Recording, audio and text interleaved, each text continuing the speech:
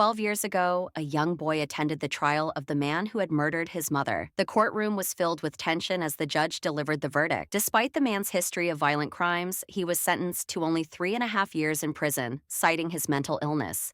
This decision devastated the boy, who could only cry in disbelief. As the man was about to leave, he cursed the boy, planting a deep, lasting trauma. 12 years later, the man attacked a bus driver without cause, leaving him unconscious before heading home. On his way, he was stopped in a dark alley by a mysterious figure dressed in a black hoodie.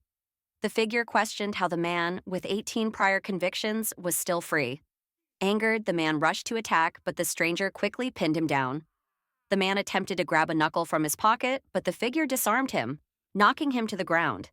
To the man's shock, the figure revealed himself to be the boy from 12 years ago, now seeking justice for his mother's death. The next day, it was revealed that the man in the hoodie was a student at the police academy. Later, after attending class, Ji Yong, along with his friends Seon Wook and Hwang Jun, were taking a bus. They invited him to a club, but he declined, saying he had plans for the weekend.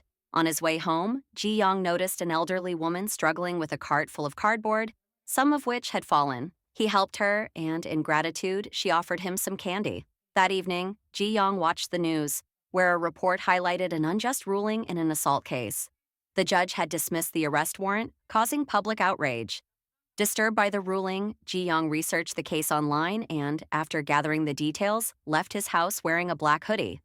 Meanwhile, the man who had previously attacked a woman was seen threatening her again.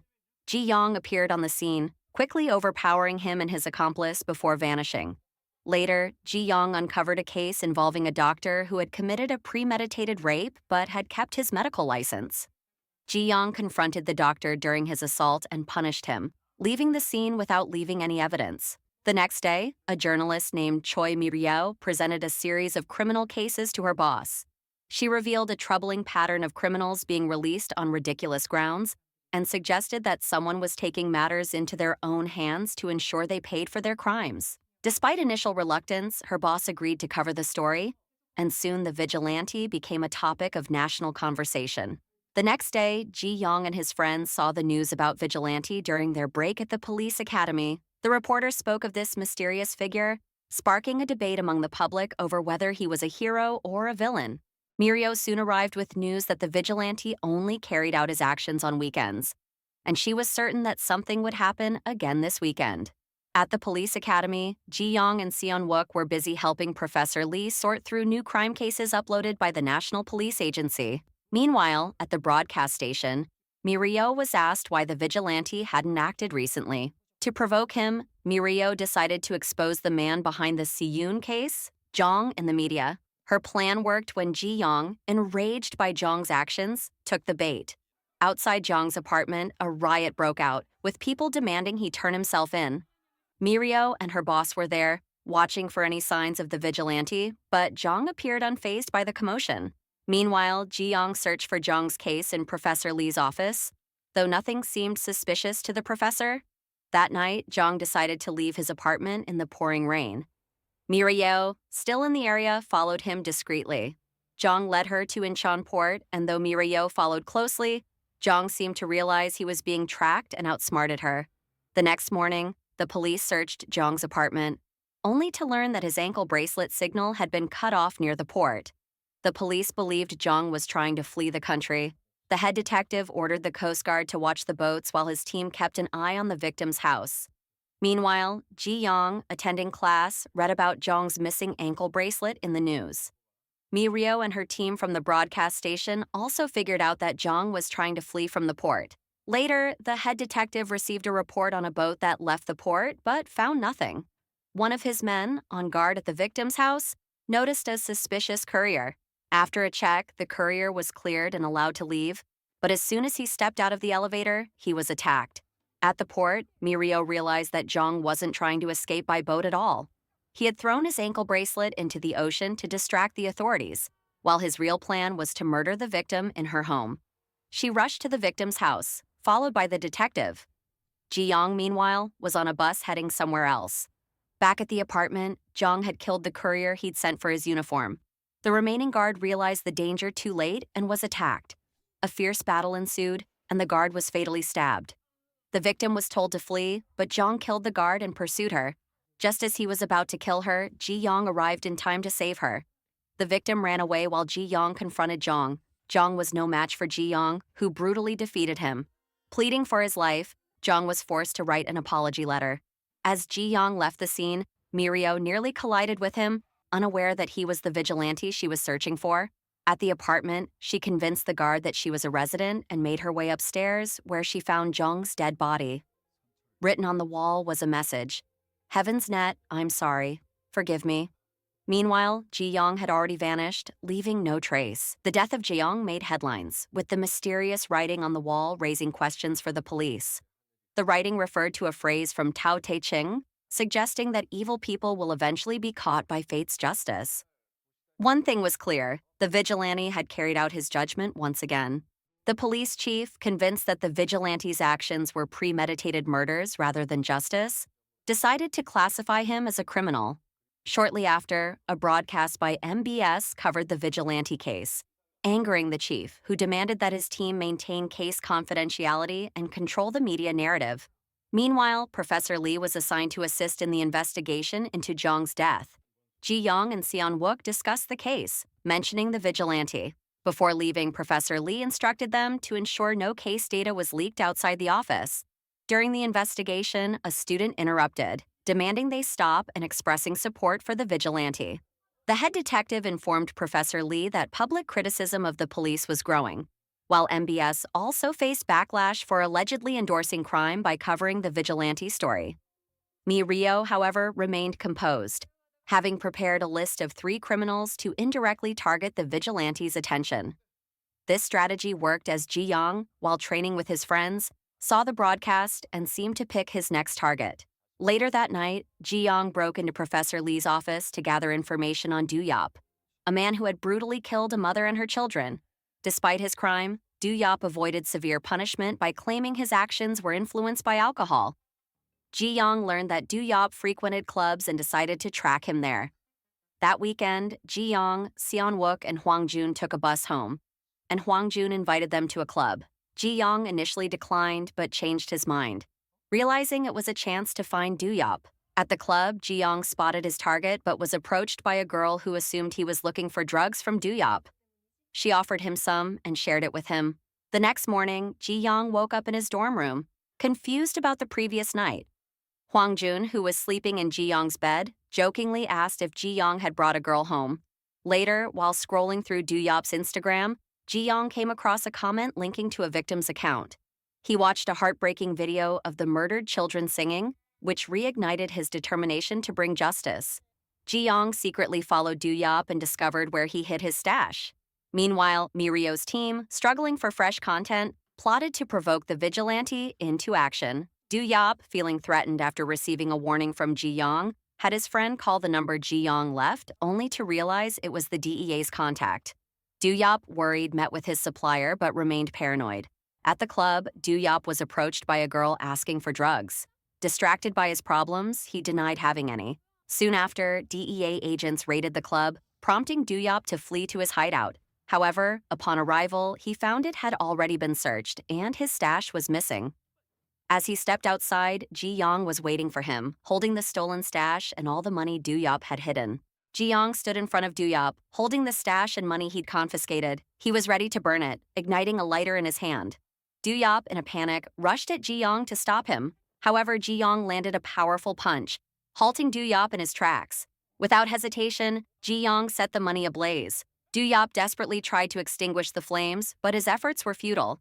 Ji Yong seized the moment, unleashing a relentless assault. He tied a chain around Du Yap's neck and pummeled him mercilessly until blood poured from his nose. With Du Yap gasping for air, Ji Yong played the haunting video of the murdered children, forcing him to confront his crime. As the end drew near, Ji Yong demanded an apology for his heinous actions. The next day, the police discovered Du Yap's lifeless body near his hideout after tracking his phone. They noted the missing dashcam memory card, a vital piece of evidence. Meanwhile, the media relentlessly questioned which side the vigilante truly supported. Speculation ran wild, with anchors and commentators debating whether his actions were righteous or dangerous. On the other hand, MBS was celebrating its recent ratings success, thanks in part to their coverage of the vigilante. However, Mi Rio didn't share the enthusiasm of her colleagues. Her dissatisfaction was evident as she demanded her team locate the exact place where Duyop had died before rival broadcasters could beat them to it. Her urgency underscored her dedication to uncovering the truth, even as others reveled in their achievements. The actions of the vigilante had caused ripples far beyond the media, forcing the police to escalate their response. To tackle the growing threat, they formed a special task force led by Joe Heon, a stern and physically imposing officer known for his sharp investigative instincts. Joe Heon wasted no time diving into the case. His first move was to interrogate Duyop's acquaintances, seeking any clues that could shed light on his death. Among them was one of Duyop's friends, who revealed details about a suspicious individual who had approached Duyop before his demise. From this interaction, Joe Heon deduced that the vigilante was likely a young person, a crucial lead that narrowed the scope of his search.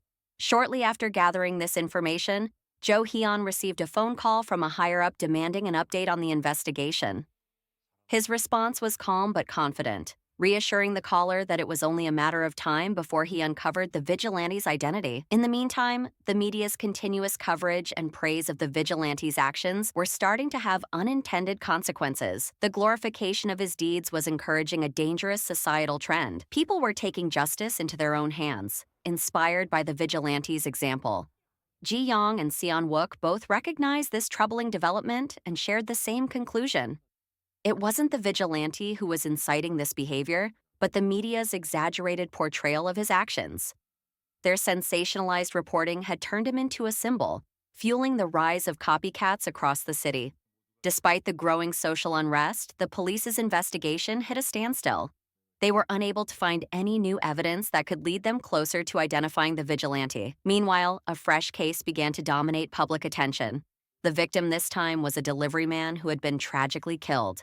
Outrage erupted as the public learned that the perpetrator had deliberately murdered the man instead of helping him.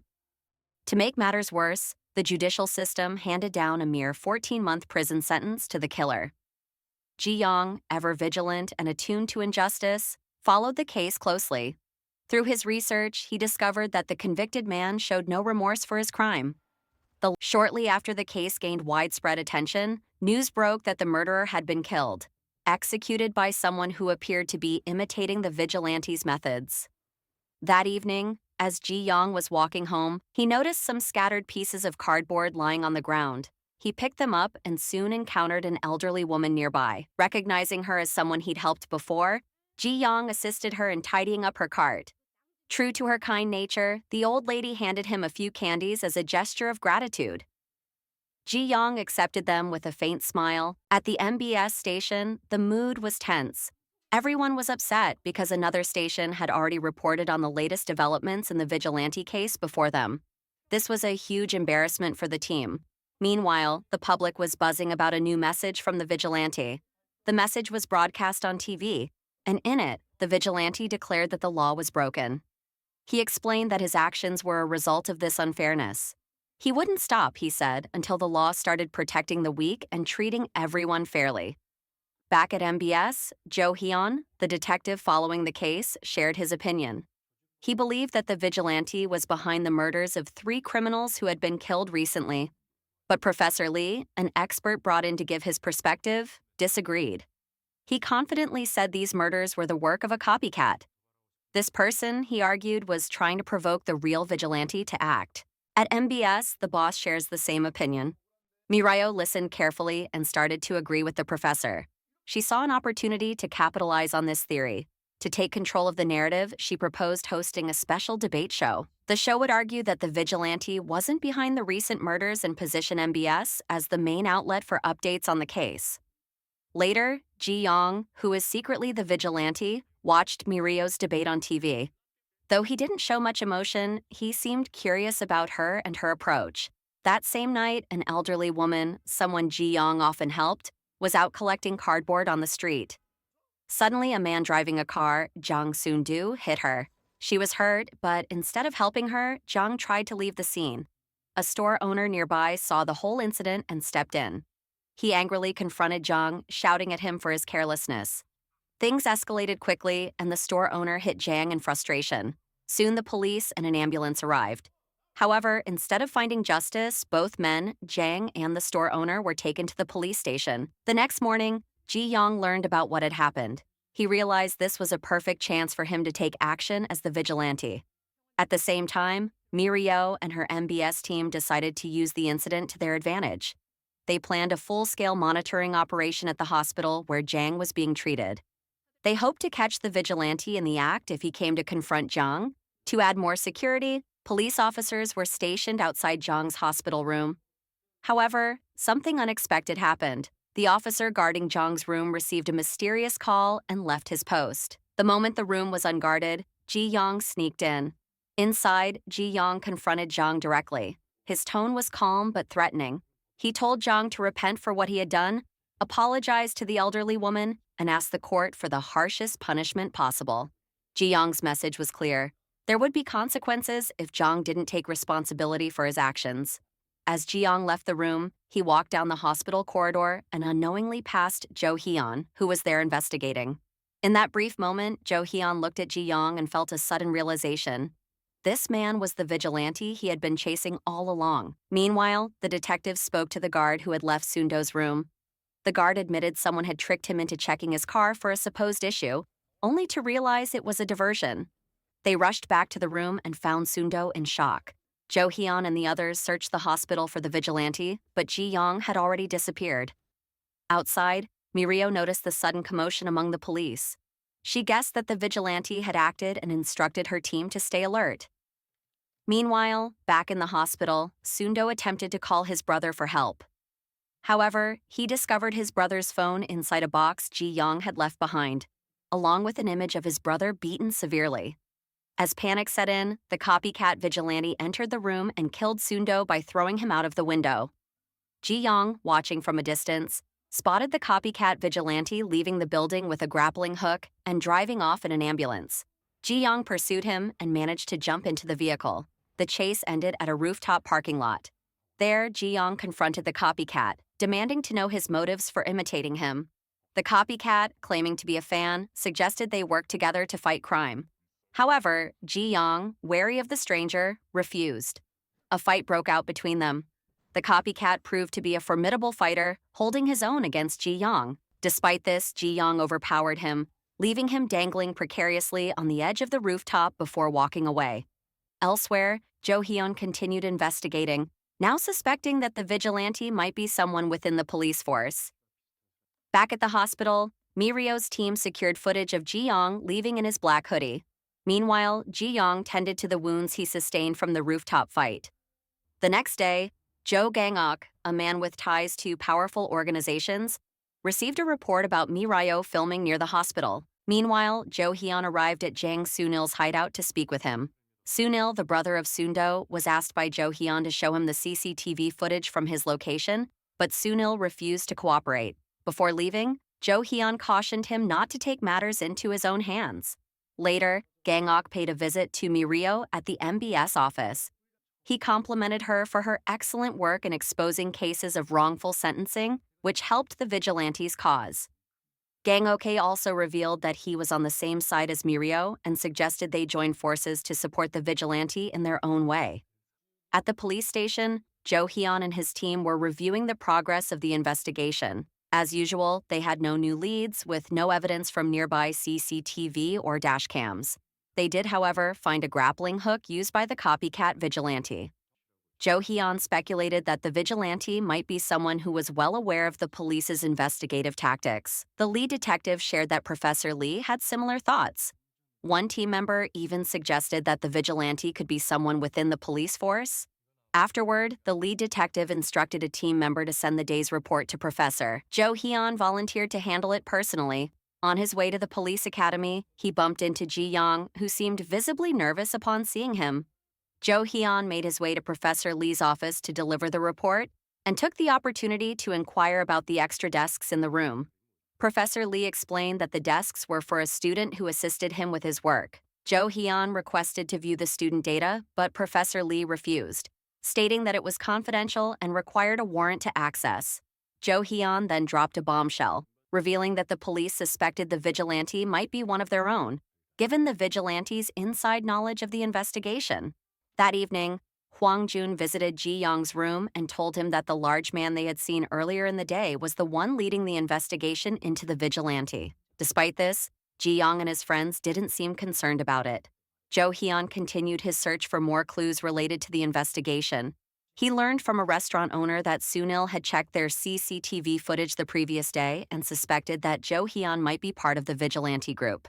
This prompted Zhou Hyun to raid Sunil's hideout.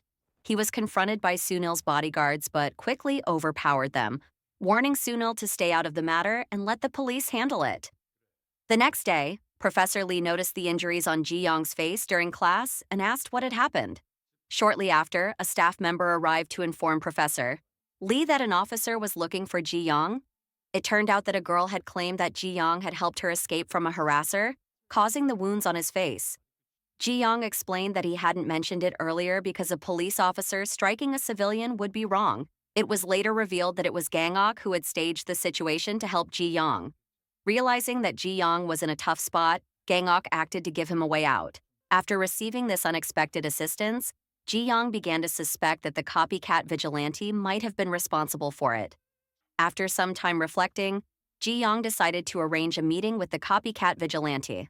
Mirayo, in turn, visited a friend named Daesuk to ask about Sewol Future Resources, a company linked to illegal activities. Daesuk revealed its involvement in drug dealing and gambling and its ties to Duyop. Mirayo suspected a connection to DK Group, led by Gangok, but Daesuk denied knowing anything concrete. Meanwhile, Samdu, the leader of Sewol, was seen brutally eliminating a traitor by feeding him to pigs.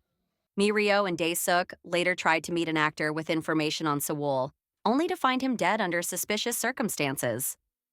Though ruled a suicide, Mirio believed otherwise based on recent messages the actor had sent. Elsewhere, Ji Yong continued living his double life, even going on a date with a girl who had helped him cover up his injuries. Just as he and his friends were deciding where to eat, Zhou Hyun appeared. This time, Ji Yong and Zhou Hyun finally engaged in conversation, their encounter thick with tension. Zhou Hyun finally confronted Ji Yong about being the vigilante. He didn't outright accuse him, but warned him to stop his actions. Okay, guys, that was part 1 of Ji Young's story. If you like it, subscribe and like for the second part. See ya.